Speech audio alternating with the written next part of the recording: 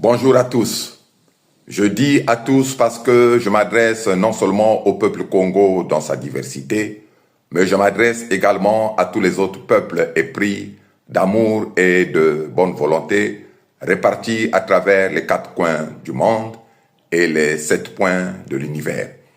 Je prends la parole aujourd'hui parce que vous avez certainement tous entendu parler qu'il y a eu, en cette fin de mois de mai 2026, abrogation du Code noir, abrogation passée par l'Assemblée nationale française.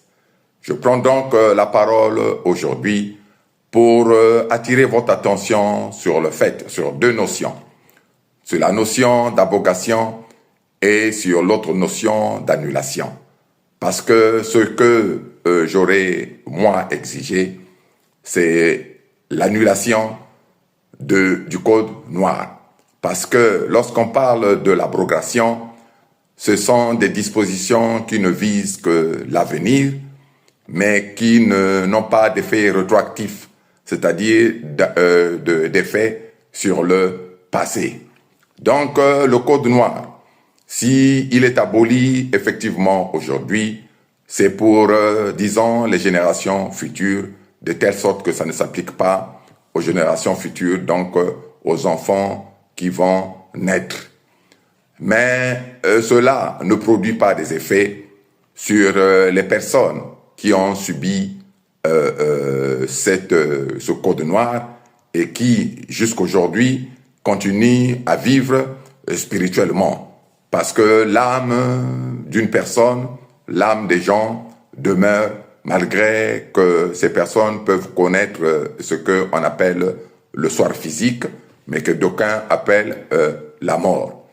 Voilà, donc nous avons assisté à une supercherie, nous avons assisté à une manœuvre qui, spirituellement, ne produit pas les effets escomptés par l'homme noir, les effets escomptés surtout par les Africains noirs, dont les ancêtres ont été mis en esclavage.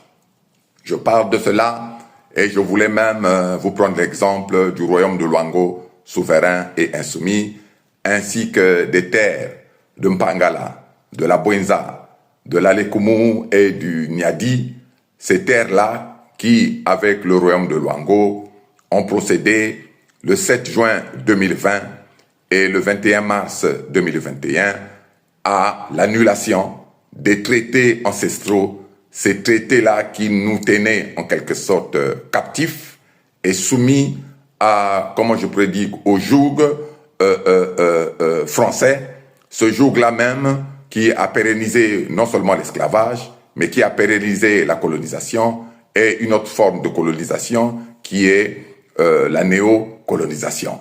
Donc nous avons procédé à l'annulation. C'est tout simplement parce que nous savions que l'annulation produit des effets rétroactifs. Donc nous sommes revenus jusque dans les années 1880 au point de perdition de nos territoires afin de prendre un nouveau départ.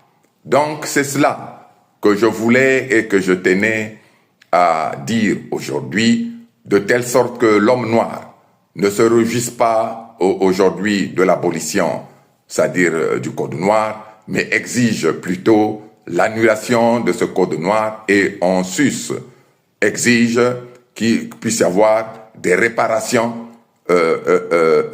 concrètes et matérielles et financières suite à l'annulation du Code noir.